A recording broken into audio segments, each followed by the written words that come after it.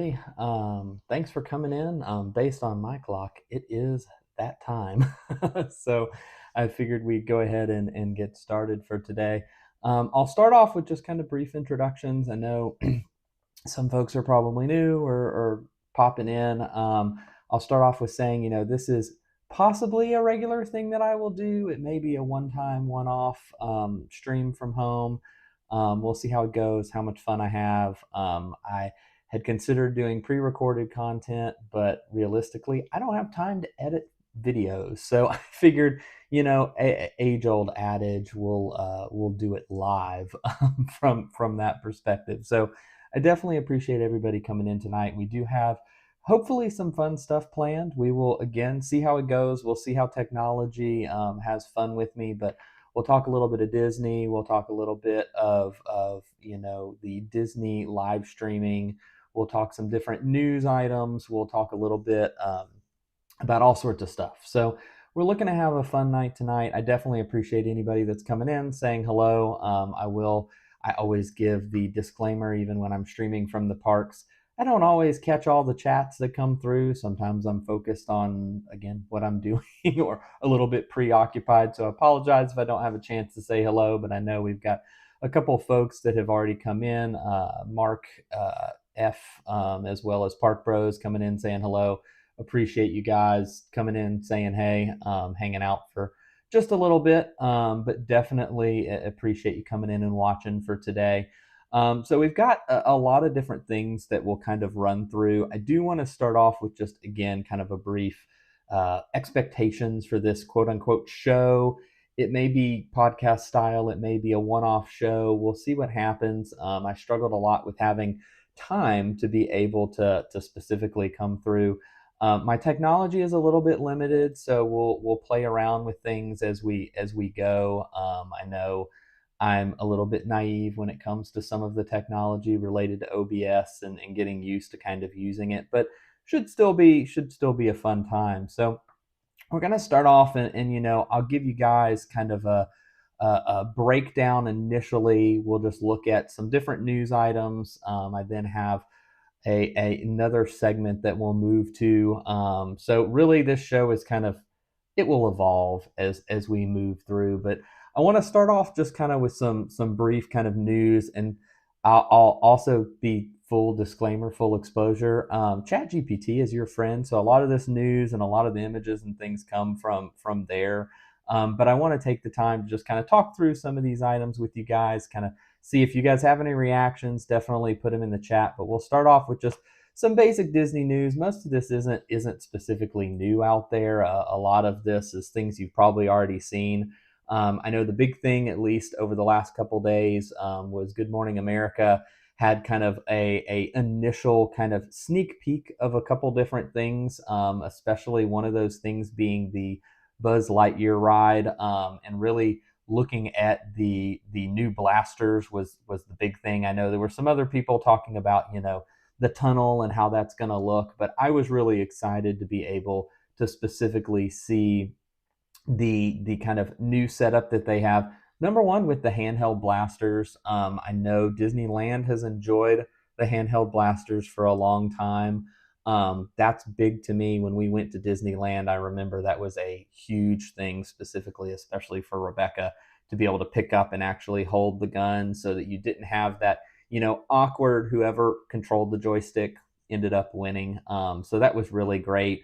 I know they also showed a couple of the different pieces, but also the reactive targets was really cool. Just the way they're going to light up and flash and actually show a little bit of color.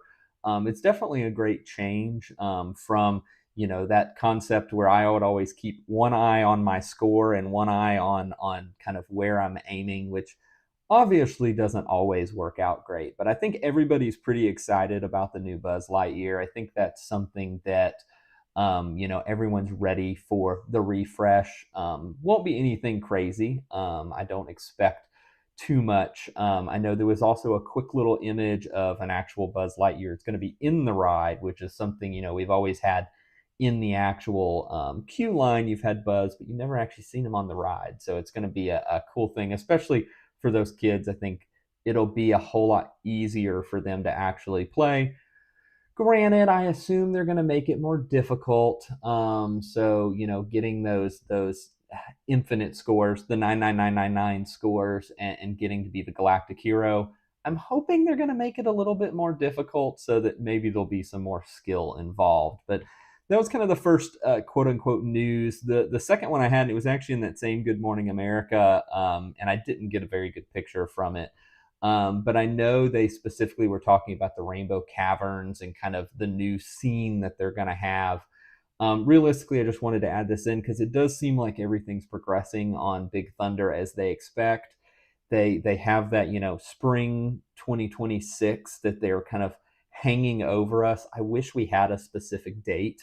As far as I know, there hasn't been a specific date. I know that I've seen a lot of different videos of people talking about them actually testing the train cars and testing the system. So I hope that means it's going to be earlier.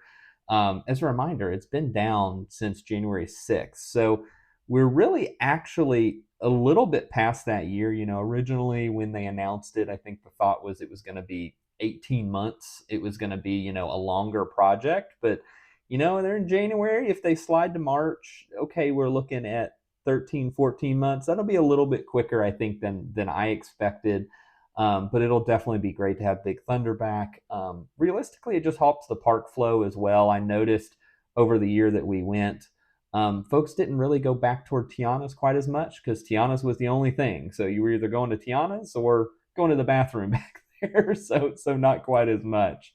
One of the other ones that, this is no surprise, but they did move the live action meet and greet for Ariel back to Walt Disney Presents. I know that they had moved her kind of over the holiday to the weird location over by Echo Lake. And when we were there, it was super awkward for her to be there, just mainly because there wasn't actually space. So I'm glad to see they moved her back to kind of that back end location. I guess it was just a holiday season. I know they had the meet with Santa that was over there, so I kind of expect that's a normal thing. Realistically, we never went to go meet the live action Ariel back there, and it seems like it's really a kind of hidden gem of the back of the park or the back of that area. So we'll see what happens with that. But that is kind of the three news items I wanted to go through. This first show, again, it may be super short. I talk fast, and until I get comfortable talking into the giant lens of you guys staring at me, it takes some time.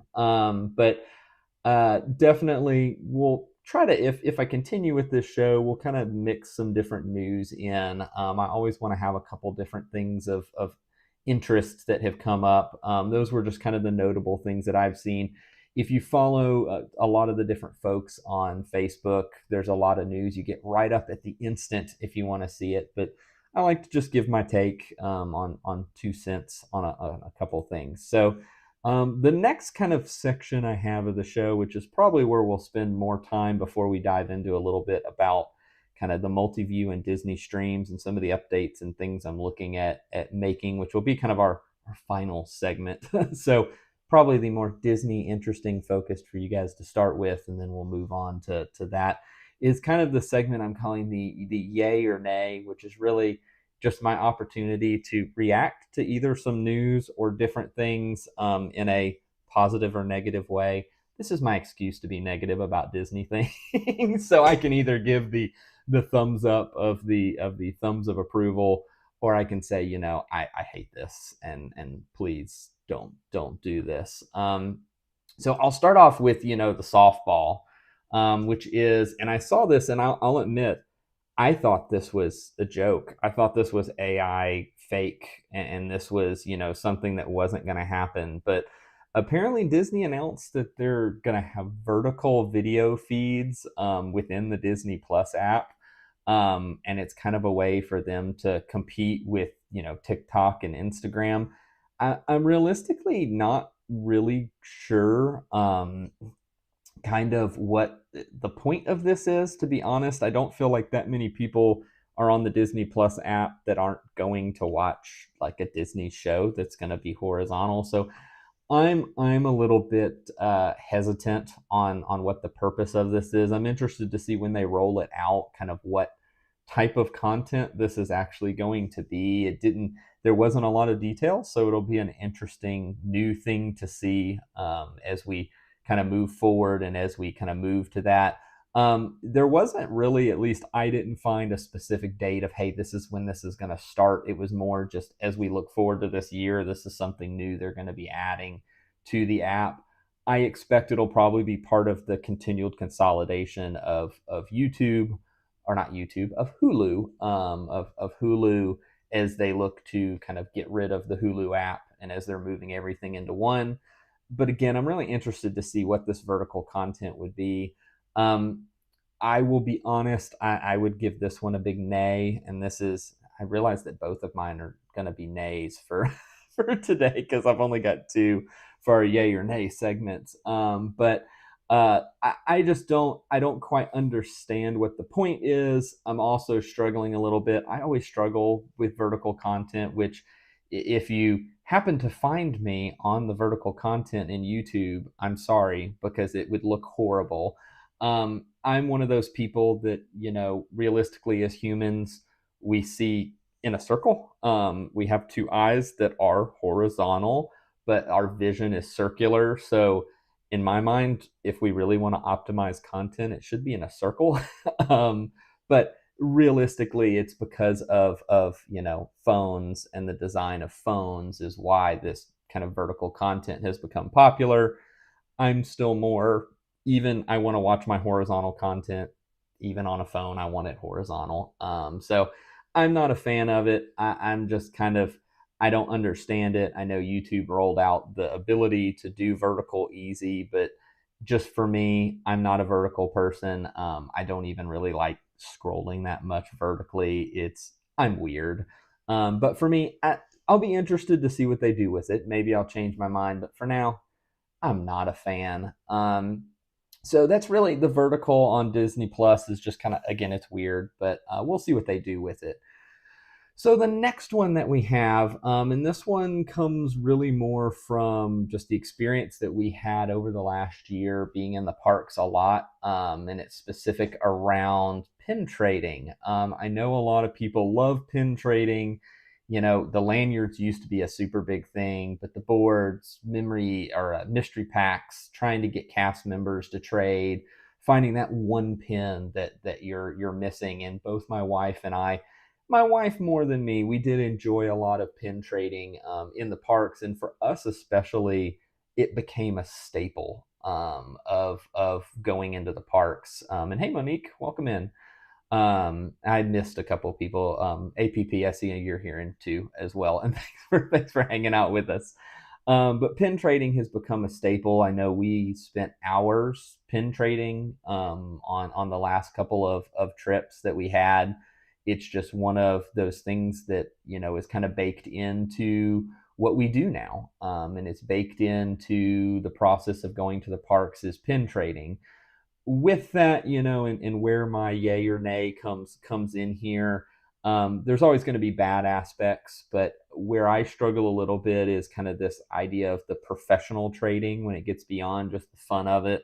And I'll talk through it and unpack it a little bit more because this is where I've got a little bit more part of the yay or nay. For kids, it's just such a fun thing to do. And I don't have kids, but I love watching the kids as they go and trade pins. And as they go up to cast members, they go up to the board and try to find their favorite pin. You also have the challenge of, fake pins. And that's where, I've got here the spirit of the trade. A lot of people are very protective of their pins and very protective of real pins. People pull the fake or the real pins off the board and replace them with fakes. At its heart, to me, it should realistically just be about the fun of collecting cool things. For me, I collected just the stitches. And so anytime I saw a stitch on the board, I took it. I didn't care if it was real. I didn't care if it was fake. I traded for it and I got a stitch because I had my whole entire back of my backpack was filled with stitches. And then for me, because that kind of drew people to me, if I had people that were interested and were looking at the stitches, I would just trade them just like cast members. If somebody had one they wanted, they were perfectly happy to take it. To me, because we were there so much, I wasn't really collecting anything. It was just the fun of being able to see what was out there. Now, I would pick up a lot of other pins just because I thought they looked cool. I would just, go to the board and I'm like, here's a Goofy I haven't seen that looks a little bit weird. And I'll admit, I can tell the difference between a real pin and a fake pin mainly just by what pin it is. I think those that are at the parks a lot can tell based on the design. These are the common fake ones, but even a lot of the fake pins look really nice and they're really cool. So there are times I'd be pulling those off, or I'd look at it and I'm like, this is probably a fake pin. But realistically for me, I didn't really care. For me, it wasn't about the monetary value behind the pins. And that's where, I struggle a little bit, and I have this, professional pin trading, and you can kind of see the image here. I've got, the little kid trading with a cast member, and these are AI generated. These are not real people. And then I've got, the guy, he's given a little bit of a gruff look, and I'll admit that's probably a little bit much. But I've got a kind of gruff guy here that's got, his books, and we've all seen that. And I actually have, I guess I've got first here, I've got some pictures. So this is what a lot of people, when I think of pin trading, I think of, trading off the boards. And you can even see these couple of pictures. And I took these from some of my live streams. What these would be considered on these boards are garbage, is what the professional traders would say. They would say, these are the pins that have no monetary value because they're knockoffs. They came from China. For me, they still look like cool pins. And so for me, I don't know if I really care. Now, these are easier to get than the other pins because you see more of these. So if you're truly trying to collect sets, you're going to see these all the time that are on here. But for me, I think, the fake pins versus real pins, I do understand it. And I understand, when you go into the pin trading store and you're buying, I don't even want to think about how many of the mystery packs my wife bought. But you go in, you buy a mystery pack, and you're paying, I think it ends up being like $7, $8 a pin for some of those when you're buying those mystery packs. Or again, I don't want to know. But when you're thinking about, okay, that's the monetary value. Well, if I go over to the board and I trade that for a pin that came from China that somebody bought for 2 cents, I do see, that hurts me a little bit because that's a monetary loss. But for me, it's the spirit of the trade. That's not what it's not about thinking in your head and thinking about the monetary value of the pin. It's not about that, which is where I'll pivot a little bit and give my so when it comes to pin trading like this, that is, going to the boards, trading with cast members, I'm a 100% yay person. I love that. I love that concept. It's a lot of fun. It gives an extra dynamic to the park to be able to do something else and have something else other than, just standing in line and riding rides, or just going to shows. There's also a lot of pin boards throughout the park, so it's great, just kind of along the way, fun thing to do, to see what's there, see what you can grab, see what you can get. Where I tend to have a little bit more issue is when we talk about professional pin traders. And I posted a short video that had a couple people's reactions that they were like, ooh, that was probably a little bit harsh. But I kind of quoted the Star Wars, I've never seen a larger hive of scum and villainy. And that was as I was walking through this area of out in front of Connections at Epcot. And this is really where you see these people out here that are professional traders. They come to the parks to trade pins. That's all they do. They hardly ever ride rides. They're just coming there to sit and trade pins. They bring, thousands, if we're talking monetary value, they're carrying thousands of dollars worth of pins with them. Typically it's hundreds and hundreds of pins. You can see there on the right, this is one person that has just pads and books and folios and all of these pins. And, I don't, with the spirit of the trade, if these people were being more earnest in the way that they traded, I think I wouldn't have an issue with it. it's hard for me because what at least I experienced and what I saw was a lot of people being taken advantage of, because you had people that are in the parks that come for, once a year trip, twice a year trip. They bought mystery pins or they bought pins inside of a store. They walk around, they want to trade with these folks. Maybe they got a chaser. And I will admit, I know what a chaser is. A chaser is the kind of rarest of a certain collection, but they got a chaser, and they don't know that.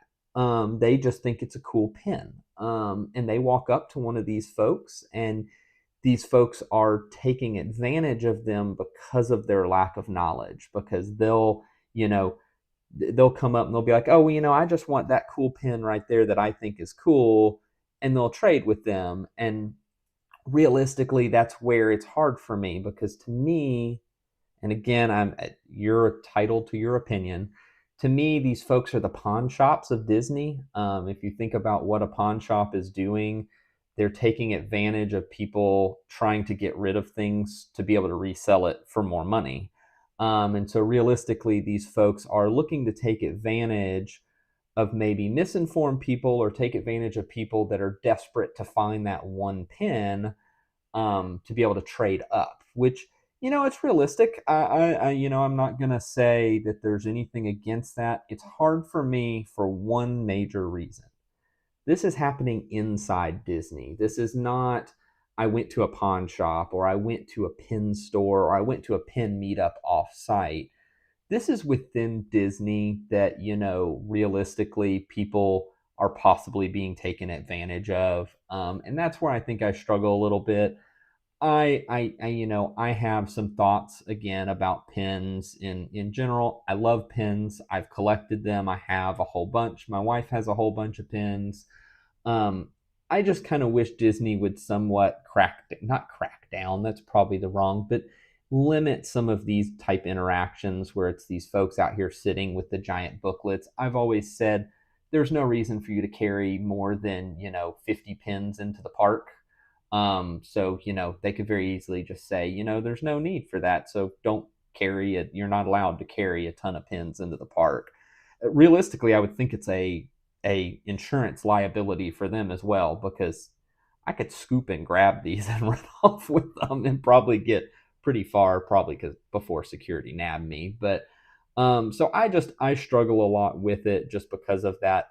What I see when I walk around there and I spend time over there, it's a lot of taking advantage of people.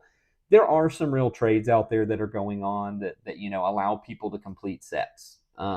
Rebecca was working on several sets, and this is how she was able to complete those sets. But oftentimes she's trading 4, 5, 6 specific pins just to get one. And so that's where I kind of have a hard time with it. Um, and Mark, I see you kind of said out there, it's like, large tripods. There's certain other things that they do to discourage, professional activities on Disney property. There is a fine line with that. But, realistically, some of the best trading that we've done with people is people that are riding rides, that are walking out of, a ride, and we see them, and we go, hey, are you trading? You want to stop and trade for a second? And those are always people that, they might have a small booklet of, 20, 30 pins, but these aren't folks that are sitting out here and just hanging out all day. Also, there's part of me that's like, this is a really nice breezeway underneath Connections, and it would be a great place just to sit, but it's always taken by pin traders. I know they did, and I don't know if they've let them back in now, but I know at Hollywood Studios during the holidays, they had kicked people out of Sid's, which is the store right as you come in on the left, where the photography, the photo pass place people are, and where you can go buy photos.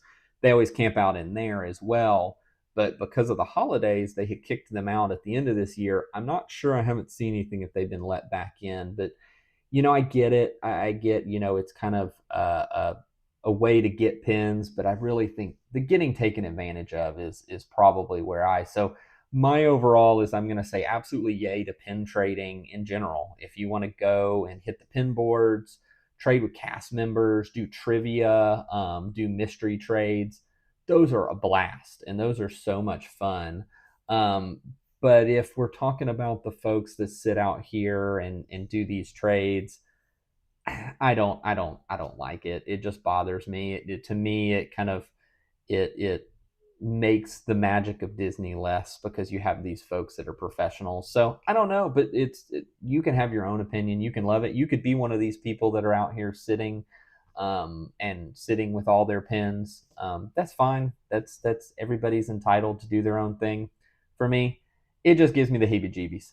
Um, all right. So overall, yay or nay. Again, I kind of split this one. Yay to cast member trading and yay to boards, as well as other people that are small collectors. Because again, we bumped into people in the park all the time, standing in line, that would make a comment based on what was in my backpack or what Rebecca had holding in her hands, and we would trade. And those were always the best ones because you're giving somebody what they need, or you're trading one. It was almost always one for one, which is always my thing. It's the spirit of the trade, but definitely nay on the professional pin traders or those that are looking to take advantage of folks. Um, so that's kind of our yay or nay segment for today. The next thing I'm going to go into is talking a little bit specifically about the DisneyStreams multi-view, as well as some other web app updates that I'm working on. If you did not know, Pyle Adventures, in partnership with the Disney Streamer Network, we have kind of the multi-view as well as some other web apps that we're continuing to work on and develop, that help you consume content easier, and help you be able to kind of be able to see as many live streams at once. We're working on stuff to help you navigate the park, help you be able to track wait times.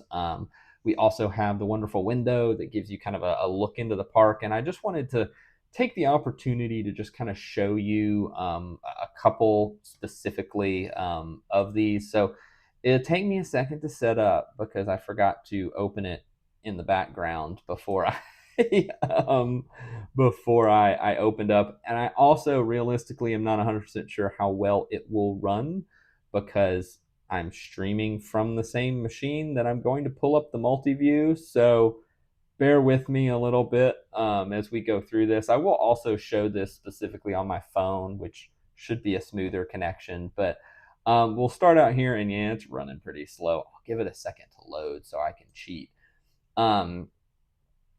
Me there? Oh, nope, it didn't. Why did it not move? Hold on.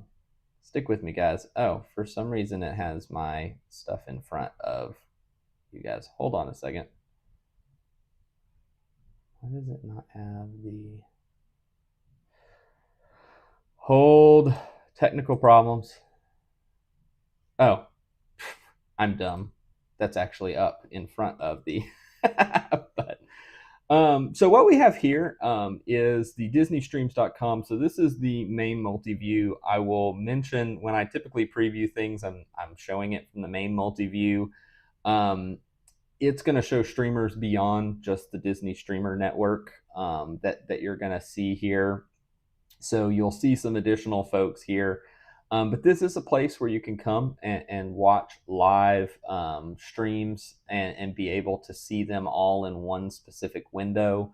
It's a great place to be able to come and just, I put it up while I'm at work on my other monitor, and you actually, I'm going to go to the big webcam here.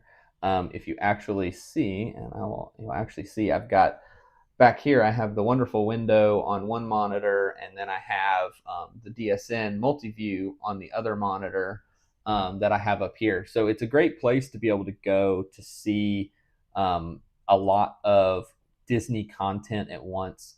I'm going to go ahead and I'm going to start a couple of these just so you guys can see what it looks like, and we'll see if I get tagged for showing other people's content.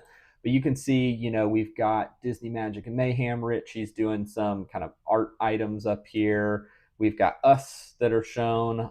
We've got March Madness, and I'm not going to start all this. We got John at Fun to Be Free.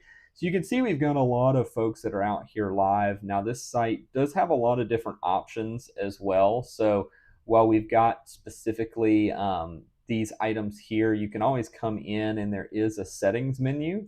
So, maybe you don't like the way it's displayed. You don't want to show the upcoming channels. So you can hide the upcoming channels. They will go away. Maybe you want to only show a couple of these. You can come down and show, only 4. So I'm only going to show 4 at a time. So it'll react and it'll show 4 maximum at a time. Maybe we want to focus on Rich and we want to put everybody else kind of small here. So I can hit this little focus mode button and you can see it made him a little bit bigger. We can even chat. So if I want to open up the chat window, I'd be able to chat with him. Again, I'm on a slow connection, so the likelihood it's going to load nicely is not very good, but we can chat with him. We can even like his video from here without having to go in. So there's a lot of different things that you can do with the multi-view. We can even kind of show 2 focus modes side by side. That'll react as well. So there's a lot of different options within here. I definitely encourage you take a look at the site settings because there's a whole lot of things in here that you may not even see. We can show the wait times at the bottom. We can put a border. We can force it to have it auto force the videos to live. We can select chat position. One thing I always like is you can also change the control bar so that it only shows up on hovering. So we can come in here and let me just get back to my standard. So then you can see here, it's full screen. There's not any kind of additional thing until you hover over this. So the multi-view, it's definitely a place you can go. I love it mainly specifically for being able to watch during my workday because I keep this up again, and I'm going to go ahead and move over to the wonderful window because this is bombing my internet connection. But I keep it up as I showed on my monitor at work. It's great. You can chat. You can be able to do it. You can install it on your computer. So if you're using Chrome, it'll let you install it. If you're on your phone, there's also a mobile version that I'll show here in just a little bit. So it's kind of one thing that we're looking at. One of the other things that we have here is specifically, and actually let me go back real quick because I want to show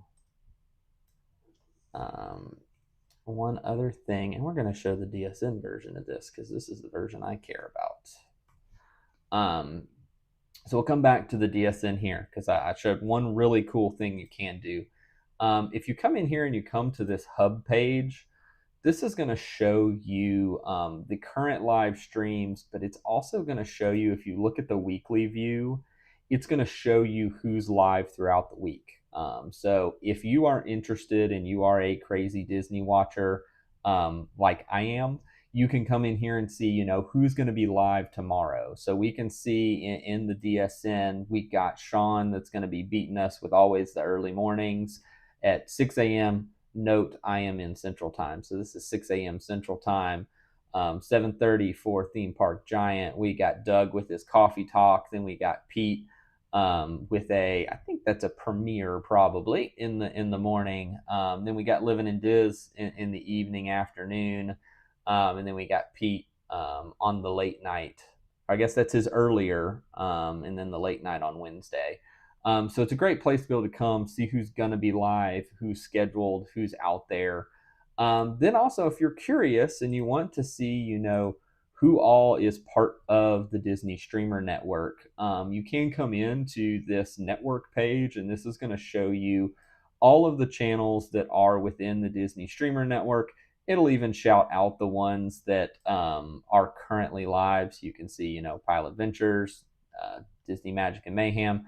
I do still have some issues with the logos that I'm working on, but with any web system, there's always things that come by. So now that I got that, now let's go to the wonderful window. So that's kind of piece one of the puzzle of all the things that I've been working on lately. This next one is the wonderful window, and this one is constantly evolving at this point. This is really kind of version 1. And this is mainly just intended to be specifically a display where you can put this up on a tablet, put it up on another window. I use it a lot on my Kindle Fire that I have, which is kind of what I'm using to develop it. But realistically, what it's going to give you is it's just going to give you some park information right at your fingertips. So We've got, the weather in Orlando. This is configurable if you want it to not be Orlando. You've got all the park hours that you have here. Again, it's configurable. You can hide or show certain parks based on what's shown. Then we've got the wait times here. The wait times are just going to scroll specifically here. Another big thing, if you want some amazing music just to make you feel like you're in the park, you can play music courtesy of Park World Radio that you can have on in the background. So it kind of turns, if you have a tablet, or I believe it works on an Amazon Echo as well, Show, if you have one of those with the web browser there. You can come in there and be able to configure it. Now, with everything, screen sizes are different. There is a lot of configuration behind the scenes in this app as well. So I can hit these three little lines, or I could double click. The first thing I'm going to do is there is a full screen mode. So, to make sure that you're getting as much real estate as possible, we can make it full screen. But if we come in, there's a whole lot of setups that we can do. So from kind of the wizard, we can do a whole lot of cool things. So we can display a welcome screen that's just going to be kind of a custom, and we'll see the setup here for it in a second. That's going to be a custom setup that's going to kind of let you say welcome. We can put in a specific arrival date. So if you want to count down to your next trip, sadly, I don't have a next trip planned. So we're going to say it's next week. I wish it was. You can display where the settings button. I'm actually going to turn that off. You can get rid of that sidebar that we had if you like. It's really completely up to you. If maybe you want to set the weather to your local weather instead of Orlando, just so you see your weather instead of it, you can do that. So then we can do the welcome screen. So we can do family. We can do Pyle family here. We can even select a resort. And based on that resort, we'll see a couple of different things show up. And we can have, we want the countdown on the welcome screen. We want it to show. We can then display, how often do we get this welcome screen? I'm going to set it down to something crazy low so you guys can see it. Then we can select, what wait times do we want to see? Sorry, those on the West Coast, I don't care specifically about seeing the West Coast wait times. So we can get rid of those wait times, and we can see, maybe I just want to see magic. We'll just see magic just for this. So I want to see magic. We can even limit which rides we want to see. So maybe I don't care about Tomorrowland Speedway, or I know Big Thunder's under refurbishment, so I don't want to see it. Buzz Lightyear, I don't care about the carousel. I can narrow this down or add it up however I want. I can select the interval. So maybe I want it to show that wait time for longer. I want to show it for shorter. I'm going to change it to 5 again so that you guys can see it kind of really move. Then we have different styles that we have. So you can do a standard style. You can do more traditional. There's a rustic. There's a minimalistic style. I'm continually working on these. So they're definitely something. I personally like the traditional. Don't ask me why. You can show a park logo as well. Now the logo, you have to play with it a little bit after, but we can show the park logo, and we can show the park hours specifically on here. So maybe if you didn't want the command center, but you wanted the hours, you could do that. You also have the ability to export it as a URL string so that you can be able to show it. So actually there's our welcome that you'll be able to see here in a minute. But you can export it. So maybe if you want to use the same setup on another device, you can export it and bring it over. So we can see here, we've got this set up, but we've got a little bit of overlap and issues with, and there's our welcome screen. But we've got kind of a little bit of overlap issues. So if I double click, I can actually go in and edit the layout. So I can go, I want this wait time to be over here. I want this to be, I don't want it to take up as much of the screen. I can come over here and drag it. We want to show this down here, but maybe I want to make it a little bit bigger. So this is really fully customizable based on specifically your desires. You can come over here to this sidebar, and maybe you want this to be bigger. You can make it bigger. My ultimate goal is to make it as customizable as possible so that you can set it up how you want it to be. So we can come in here and, now we've saved. Now it's going to show based on that layout for you. So no matter what size your screen is, if you want to fill it or how you want it to see, same exact thing with the welcome screen. We can click here and switch, and maybe we want this icon to be a whole lot bigger for all-star music, or maybe we want to show it in a little bit different way. We can come in here and save that. So it just gives you really some flexibility to be able to have something that's showing, park times, countdown.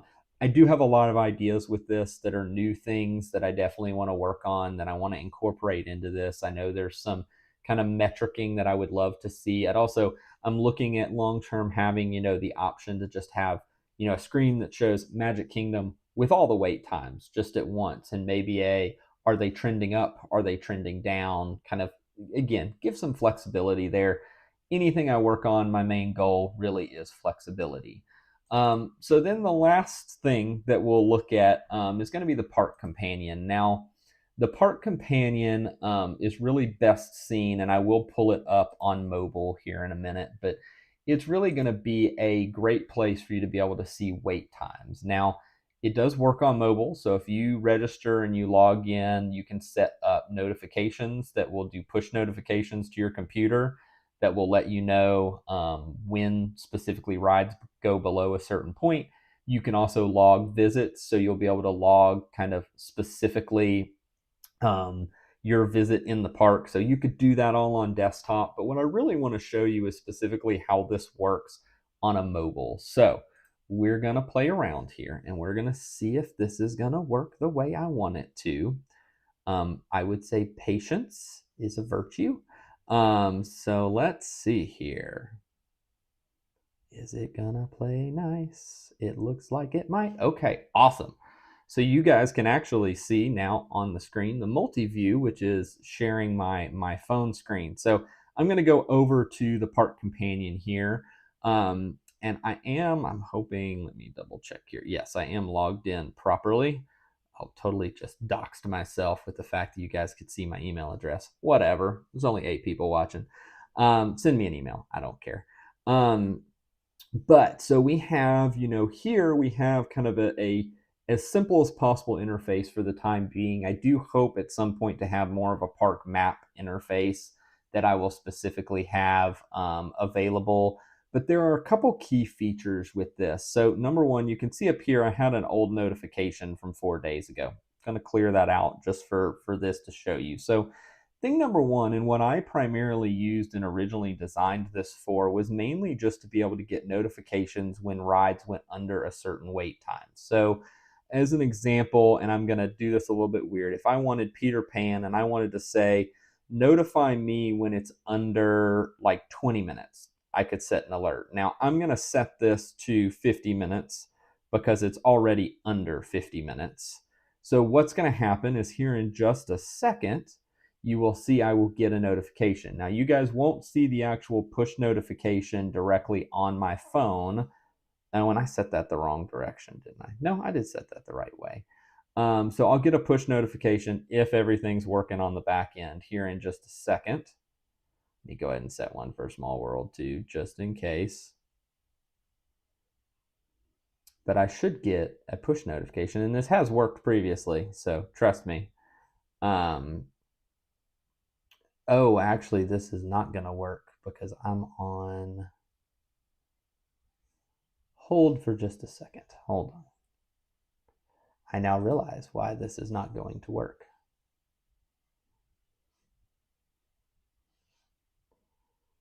Give me just a moment.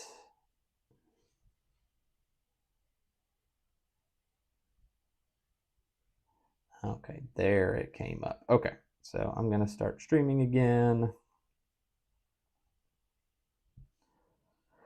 So this is live television, folks. No, it's not television, but okay, so let me log in. Hold on. Oh, hold on. You guys can't see yet. Give me a second. Oh, this is going to make me log all the way back in. There we go. Okay, so now let me come back to the phone screen so you guys can see what I'm doing. So you see, I did get a notification, and I'll set it again. I saw what the issue was. So I did get my notifications here. They were pushed to my phone as well. So they came in like on my lock screen, just like they would. So we're going to set one there for Small World. So if you had your phone in your pocket, you're going to get a notification just like you would if there was a text message, just like you would get if there was anything else. Again, I know you guys can't see that part of it, but I just got one on my phone. And you can see in the app, we can see and actually clear it from here, but we can see we got a wait time alert that Small World is now 5 minutes. Now, there are a couple of other features with that notification. When we go in to set the alert, we can also get a notification if the ride goes down. I set that one up and I found that one especially useful for, and let me just go ahead and set another one here. I found that especially useful for the scenarios where I'm getting in line for a ride and I want to specifically get a notification in case the ride goes down and I'm stuck in line. So I did that a lot. You can also set notifications for ride down and ride up globally. So let me delete all the alerts. Where did I put that? I think I put it in settings. Yes, in settings here. So I can get a global notification for a certain park when a ride goes down. So maybe I want a notification. I'm going to be in Magic, and I want notifications if any ride goes down or if any ride comes back up. So let me go. Come on, let me go back to the top. I have a scrolling problem on this page. Hold on, gotta switch again. Because for some reason, it hates me. There we go. All right. So, again, you can do those global alerts, whether a ride comes up or down. So that's great. Now, the other piece of this that is, I think, to me is really cool as well is for a lot of us, it's a hard time keeping a memory of what we rode, when we rode it, how long we stood in line for. So, example, I go get in line for Small World, I can actually log a visit here. So I can say, I got in line. It's going to automatically pull in what the current shown wait time is. I could put in what the actual wait time is. I could put in notes. End of day,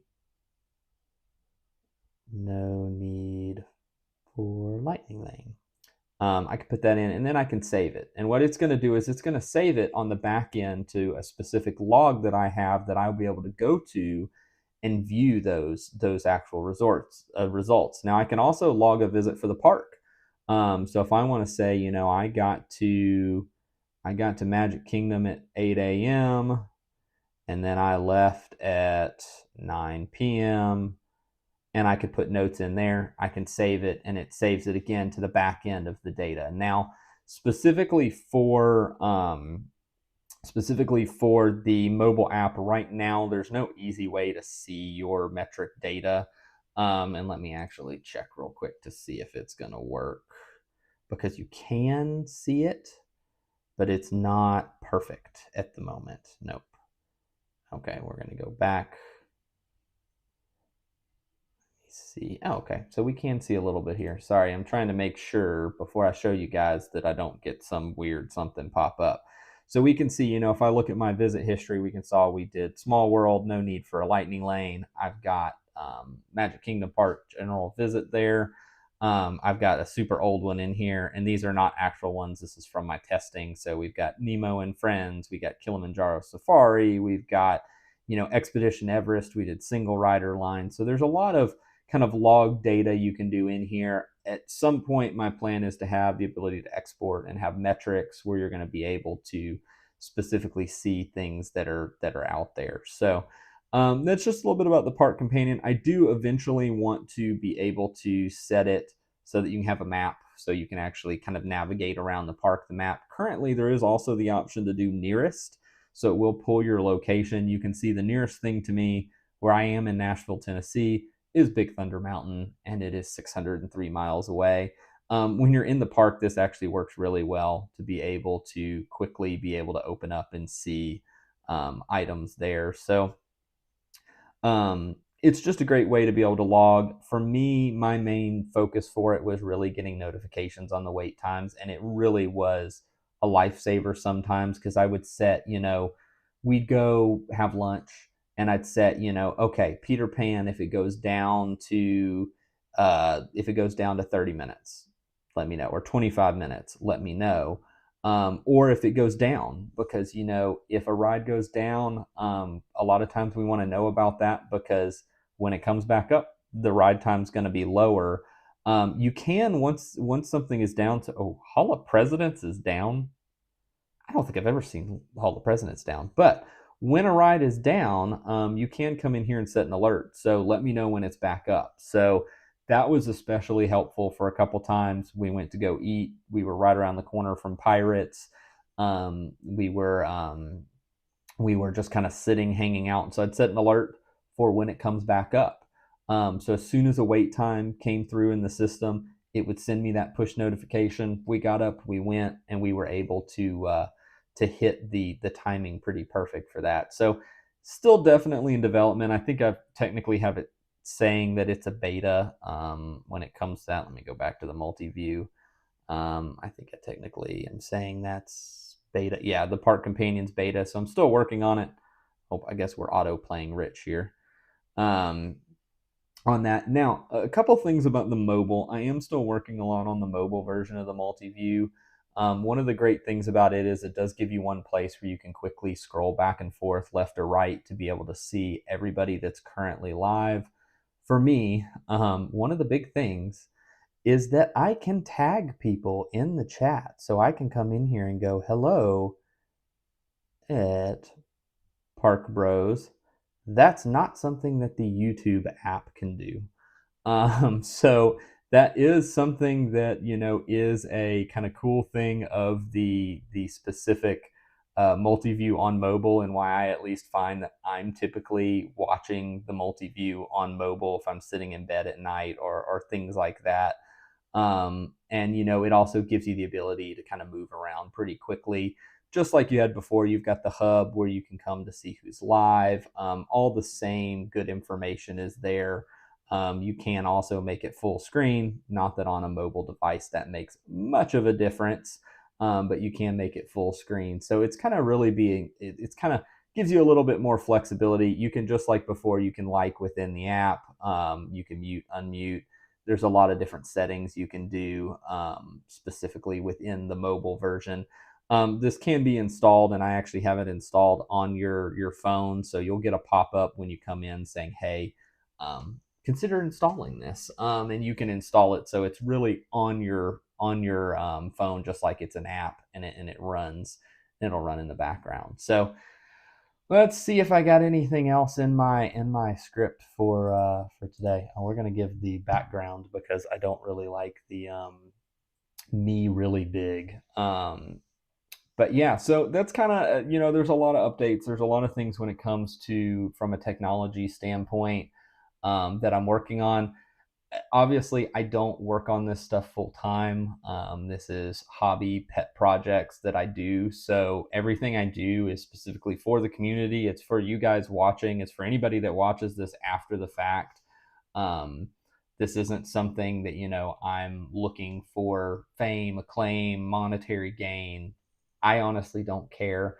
A lot of the things I develop, it's actually a resistance from things that are paid, that are out there. I'm much more of a free open source guy. So anything you see out there that I provide, or apps that I have that you see I show, they're always going to be free to use. They're always going to be for you guys.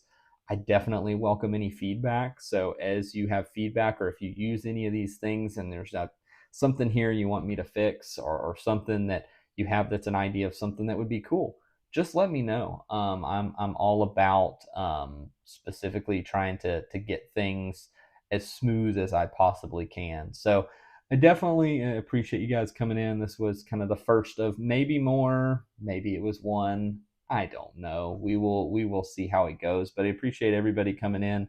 Ended up being a little bit less than an hour, so I figured timing wise, that's probably okay. But now I get to go back and edit this video to clip out the parts where I was showing information that I don't want you guys to see. But that's how it goes. It's part of the joys of live, is that everything's live. So when mistakes happen, it happens. But appreciate again you guys that did hang out there with us, and just really appreciate if you watch later, if you watch now. You can always hit the thumbs up button. it'll make me feel better for my time. You can always subscribe, see what other crazy stuff I'm coming up with, hang out with us another time. But hope everybody has a great rest of their day, and we will call that it. And you guys have a good night.